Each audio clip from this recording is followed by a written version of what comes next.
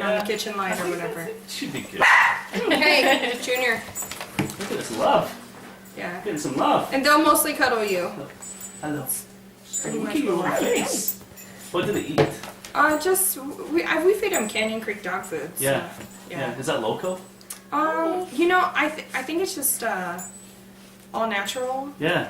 dog food, but we buy all of our dog food from the Humane Society. Yeah. Because if you go there, they have like a discount shop, like on the one over on Dunlap. And yeah, they have like a thrift store in the front, and they sell all their bags of food under 10 pounds for $5 and over 10 pounds for $10. It doesn't matter the brand or how much they weigh. So, Wow. you know, sometimes you can get really great dog food. Like when we found that, it retails like $30 a bag. So we bought like 6 bags. Okay. Yeah, so. Well, okay. Well, thank you so much for letting us into your home. Yeah, no problem. This is going to take about 2 hours. Look at you. Look at these little... They both have underbite the same. Yeah, so.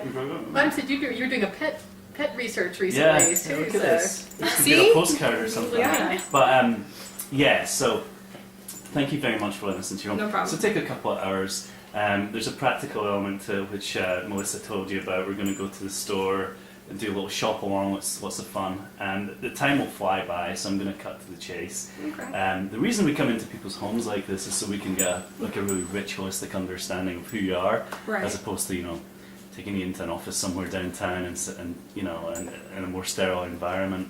Right. So you can show us things that make you you. We Right. can have a rich picture of who you are. We'd like to talk about meals, about cooking, about your lifestyle, typical days for you and that type of thing. Then Okay. we'll talk about some products, and then we'll go to the store. And I think Okay. we're going to a Safeway that's quite close to here. Safeway's close on Glendale. It's probably that one. Okay. Yep.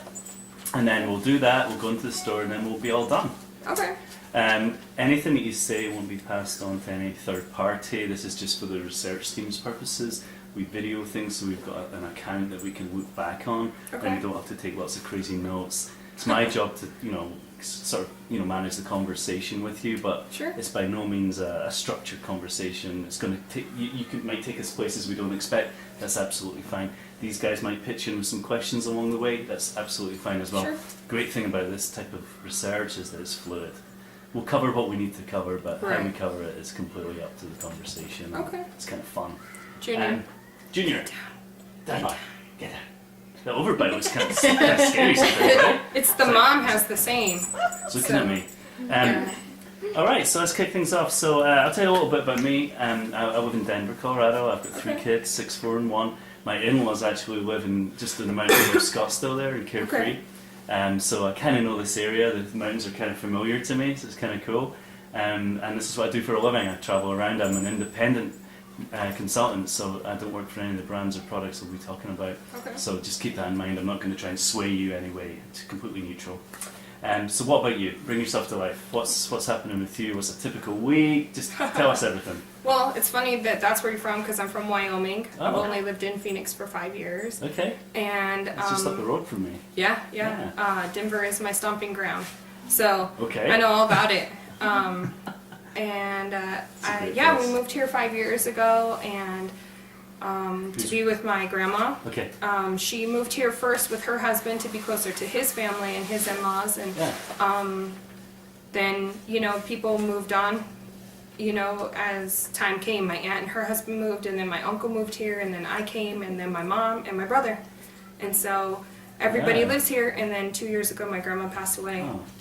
So now we all still live here, because you get roots, you get a job, and my daughter's 7, and you guys probably saw them leaving.